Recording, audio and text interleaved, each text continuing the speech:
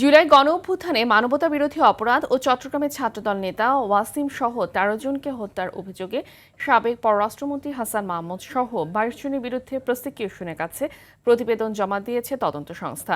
দুপুরে নিজ কার্যালয়ে আন্তর্জাতিক অপরাধ ট্রাইব্যুনালের চিফ প্রসিকিউটর মোহাম্মদ আমিনুল ইসলাম প্রতিবেদনটি যাচাই বাছাই শেষে আগামী ১২ এপ্রিল ট্রাইব্যুনালে দাখিল করার কথা জানান।